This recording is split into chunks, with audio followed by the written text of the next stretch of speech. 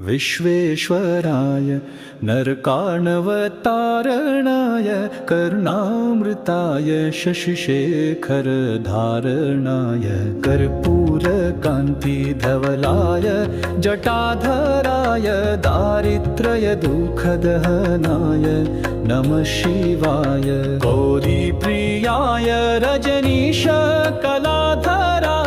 कलान्तकाय भुजगाधिपकङ्कणाय गङ्गाधराय गजराजविमर्दनाय दारिद्र्यदुःखदहनाय नमः शिवाय भक्तिप्रियाय भवरोगभयापहाय उग्राय दुर्गभवसागरतारणाय ज्योतिर्मयाय गुणनामसुनृत्यकाय दारिद्र्यदुःखदहनाय नमः शिवाय चर्माम्बराय शवभस्मविलेपनाय भालेक्षणाय मणिकुण्डलमण्डिताय मञ्जीरपादयुगलाय जटाधराय दारिद्र्यदुःखदहनाय नमः शिवाय पञ्चाननाय फणिराजविभूषणाय हेमांशुकाय भुवनत्रयमण्डिताय आनन्दभूमिवरदाय तमोमयाय दारिद्र्यदुःखदहनाय नमः शिवाय भानुप्रियाय भवसागरतारणाय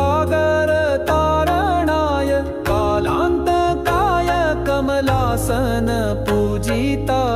नेत्रत्रयाय शुभलक्षणलक्षिताय दारिद्र्यदुःखदहनाय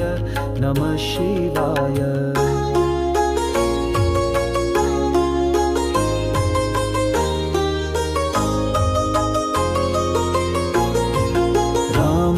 प्रियाय रघुनाथववढारदाय नागप्रियाय नरकानवतारणाय पुण्येषु पुण्यभरिताय